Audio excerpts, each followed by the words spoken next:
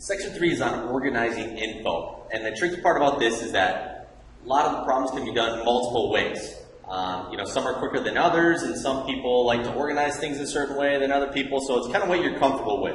So I'm going to look at a few different problems in this case and show you what I really think is comfortable for me, and then we'll do a couple review things just to get us freshened up and ready for what might come at us. So first thing, number 3 from our assignment is to qualify for the interlocking 470 auto race, each driver must complete 2 laps of the track at an average speed of 100 miles an hour.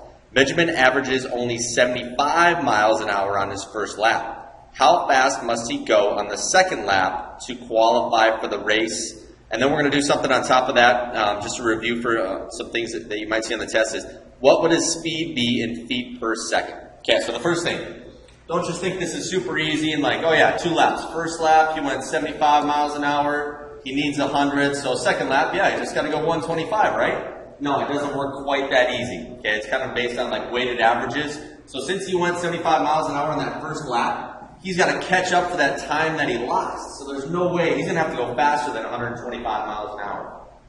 So that's where it gets tricky. So what I like to do is I just like to write things out that I know, that helps me. And then write things out that I don't know. And then somehow I come up with an equation. So first thing, I got some rates, miles an hour, right?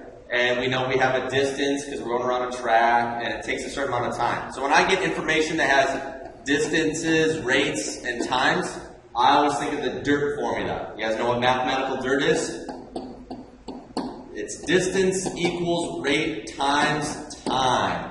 Right? Distance, that E stands for equals. It's mathematical dirt. Okay? I can use that anytime I'm dealing with the distance, rate, and time. So let's just kind of think of our situation here. So we have lap 1 plus lap 2 equals the total. And I should be more specific. The distance of lap 1 plus the distance of lap 2 equals the total distance. Okay? Well, let's use that distance formula here. Let's come up with a distance for all these. The distance of lap 1, the distance of lap 2, and the total distance. Let's write an equation for all of them. So I got, let's go lap 1, lap 2, and the total over here. Okay, so the first one, lap 1. Distance equals rate times time. Well, what was the rate of lap 1? It gave us that, right? 75 miles an hour. So 75 was the rate times the time. We don't know the time.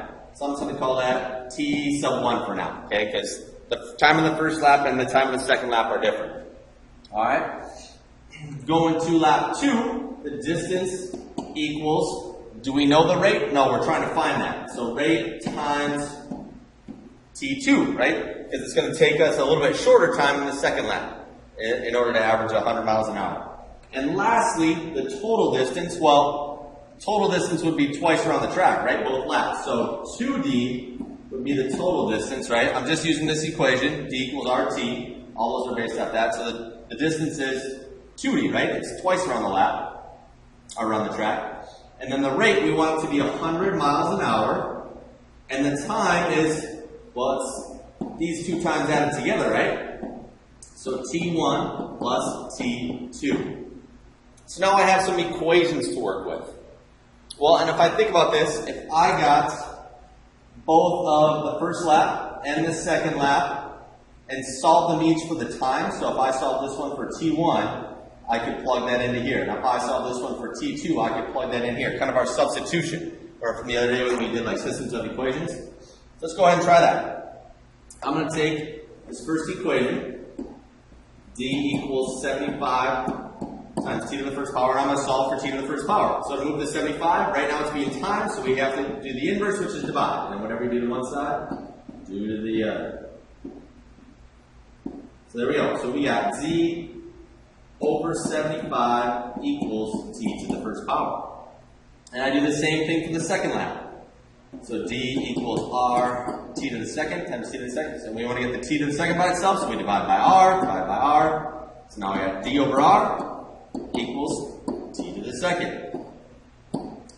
So now I should be able to take those two guys. I should be able to take this d over r and plug that into t to the second. And I should be able to take this d over 75, moving stuff all over the place, and plug that into t to the first. And then see what happens here. So I'm going to do that. So I've taken this equation. I got 2d equals 100 times d over 75 plus d over r, right? I just plug both those equations in. So now I have d's and r's. Well, let's think about the distance. The distance is really irrelevant. No matter what the distance is, okay, the speeds are going to be the same, right? If he goes 75 miles per hour on the first lap and wants to average 100, he has to go an exact speed in the second lap to get that, no matter what the distance is, right? So I can plug in anything for d. And that's what I'm going to go ahead and do. So let's plug in any number you want for d. It doesn't matter. Let's do something that's kind of easy. Maybe 75. How about that? Let's do that. So I'm going to plug in 75 for all my d's right here. So I got 150, 2 times 75 equals 100 times 75 over 75 is 1 plus 75 over r. Okay, it doesn't matter. You could have done anything. You could plug in 1, you could plug in 2. Just don't plug in 0 because then that wouldn't even be a lap. And now let's go ahead and solve for r. So a couple ways I can do this. Since this 100 is being times by itself out here, I can divide by it to get rid of it. I can divide by 100, so we got 1.5 equals 1 plus 75 over r. And then we subtract that 1 over, and we got 0.5 equals 75 over r. A couple ways to solve this. I could just turn this into a proportion and take the cross product and go 0.5 times r. Right, multiply crossways equals 1 times 75, and then divide by 0.5. So r would equal 150 miles per hour. There's my answer. Okay, so we had to go faster than 125. Well, the second part of the question asked, what would that speed be in feet per second? So if I'm at 150 miles per hour, what I like to do is write it as a fraction if I'm going to convert it. So right now I'm in miles per hour, and I want to go to feet per second. So 150 miles per means division, 1 hour. So what I like to do is for this dimensional analysis, I like to multiply fractions. So I decide, do I want to convert miles to feet first or hours to second first? And some people can do this mentally with their calculator. I like to write it out. Okay, so I'm going to go from miles to feet first. So what I'm going to do is I'm going to multiply by a fraction. And I know I want to get rid of miles. So that means my conversion that I'm going to put in this fraction, the miles need to go on the bottom so I can cross cancel the miles. And I want to go into feet, so I'm going to put feet up top. Well, how many feet are in a mile? That's right, 5,280 in 1 mile. Okay, so I got rid of miles, and then that'll convert it into feet. Now I want to do the same thing to get hours into seconds. Well, some of you know how many seconds are an hour, but let's pretend I don't. So I want to get rid of hours, so that means the cross-cancel hours needs to go on top. And I'm going to convert to minutes first, because I know how that there are 60 minutes in 1 hour. So now the hours are gone, but I got to get rid of these minutes. So I'm going to put the minutes on top, because I want to cross-cancel minutes. That means seconds go on bottom, and there are 60 seconds in 1 minute. And there we go. I'm left with feet per second. So all I got to do is multiply across. So 150 times 5280 times 1 times 1. And then on the bottom, I got 1 times 1 times 60 times 60. So on the bottom, I got 3,600. And on the top, I'm going to have to bust out my calculator, which gives me 792,000. And then we'll divide that by our 3,600. So it is approximately 220 feet per second as well. Or SEC, it doesn't matter. Just a couple review things. If you're good with the stuff that I'm going to go through, that's totally fine. You can jump ahead to the last example. But we're going to review this quick. When we're solving for a variable, make sure you have to follow your PEMDAS, your order of operations, right? You got to get your variable to one side and get it by itself, right? Do the inverse operation. So I look here. I have multiplication. I can't touch anything in parentheses, right? And I have subtraction. So I got to do the multiplying first, which means I have to multiply by this -5 and distribute it. Don't take 22 minus 5, right? I can't subtract before I multiply. So I'm going to rewrite my 22. And -5 times x is -5x. And -5 times 6 is -30. And now I can go ahead and work through. When you have terms on the same side of the equal sign, you just combine those like terms. So it's really 22 plus a -30, or 22 minus 30, which is a -8. and you still have your minus 5x equals 32. Now we want to get our x by itself. So before I can divide by negative 5, I have to add this 8 over, right? It's a negative 8, so to get rid of it, we add it. Whatever you do to one side, you do to the other. So we're left with negative 5x equals 40. And to solve for your x, divide by negative 5, so x equals negative 8. Okay, so just some quick review there. Just remember, follow your order of operations. Watch out for those negative signs. Okay, exponent rules. You should have learned this in Algebra 1 as well. And we're just quick review here. So it says rewrite the expression using the properties of exponents that the variable appears only once. So take a look. Follow your order of ops, right? Exponents first. Well, can't touch this one yet. This one, remember our rule, that's really negative 5x times negative 5x. And what happens is you take the negative 5 squared and you take the x squared. Okay, so I'm going to rewrite this top part. So I'm going to leave this 4x to the third here.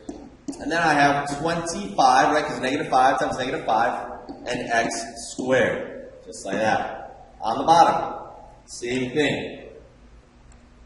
Can't do anything with this first one, but I have negative x squared to the third power. Well, that means what? Negative x squared times negative x squared times negative x squared. So that's 3 negatives multiplied by each other, so it's got to be a negative. We got my 10x first. So it stays a negative, and then it's squared, and a squared, and a squared. So it's really a 6. And what do you do with these? When you have a power to a power, you multiply them. So it's a negative x to the 6th power. Remember, power to a power, you multiply. When they're being, when all the bases are being multiplied, you add the exponents, right? Because that was to the 6th power. So now let's simplify. So this is all multiplication now. 4 times x to the third times, all times. So I can take my 4 times my 25, which is 100. And then I have x to the, is it 5th or 6th?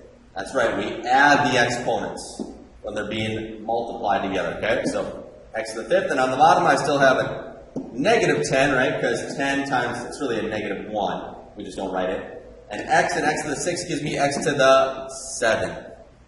Okay, then going here, simplify this fraction, 100 over negative 10. Well, it's 100 divided by negative 10. So 10 goes into both. So I got 1 left over here and 10 here. And my negative sign I can just bring out front. Or I can just leave it on the bottom. It doesn't matter. So negative 10 over 1. And with the variables, my quickest method is, if they're the same, I just cancel exponents. So since it's all multiplication, 5 of these x's cancel with 5 of these x's. So these are all gone, and there would be 2 left over here. So x to the 2nd. So really, if I wrote this nice and neat, it'd be negative 10 over x to the 2nd. Okay? If I would have followed my exponent rule, and I would have had x to the 5th over x to the 7th, let's look at that over here. Technically, what I'm supposed to do when I divide, and I have the same bases, I'm supposed to subtract the exponents. That would give me x to the negative 2 power. But if you remember, back in Algebra 1, anything to the negative exponent can be written to the other side of the fraction. So really, x to the negative 2 is really 1 over x to the positive 2 power. We never want negative exponents. So that's why that x to the 2 is on the bottom. Okay, if you have questions with that, don't be afraid to ask in class. Quickly here, product. This is just our FOIL. A couple of these have special product rules. So with this first one, I think we got this down, but it's r times r, so r squared. R times a positive 15, so that's a 15r. And now I have a negative 12r, so they combine to a positive 3r. I skipped that step. I combine the 15r and the negative 12r right away. Should be getting used to some of those things, those little quick tricks. And then negative 12 times 15, which gives us negative 180. The second one gets tricky. The biggest mistake I see is people want to do this. They just want to say this is, 4m squared and then positive 9, negative 3 squared. But that does not work that way. Why not? Well, it's really a binomial squared. It's really saying 2m minus 3 times 2m minus 3. Okay, so that means you're going through the whole FOIL. So you're right, it is 4m squared right away. But that middle term's a little bit different because you have a negative 6m and another negative 6m or a negative 12m. And then lastly, you have your negative 3 times negative 3. So that was also right, plus 9. But you don't want to forget that middle term. If you remember the special product rule, anytime you have a binomial and you square it, whether it's addition or subtraction, remember that it's the first term squared, and there's some space left over, and it's the middle term, or the last term squared. And then to get the middle one, what you do with these, you multiply them together, and you double it. So it's really 2ab. That's what happened. So up here it took 2m times negative 3, which is negative 6m, and then it doubled to get negative 12m. So that should have been my answer for that. Same thing with this guy. So we call this actually a perfect square trinomial, if you remember that from Algebra 1. This guy right here, perfect square trinomial. For this one, this next one, this last one is going to give us a difference of squares. So if you remember, the only thing with the difference of squares is the middle term is gone because you have the exact same terms plus opposite signs. So what happens is you have your 7p times 7p, right, which is 49p squared. And then that middle term is gone because you have a positive 63p and a negative 63p. So they cancel each other. So that middle term is gone. And then lastly, you take your negative 9 times 9, so negative 81. So that's why they call this guy a difference, because it's subtraction of squares, because these are both perfect squares. So this guy is called a difference of squares. And you have to know those product rules, because when you factor, you can't factor them unless you know, well, especially the difference of squares. You wouldn't be able to factor unless you knew that rule.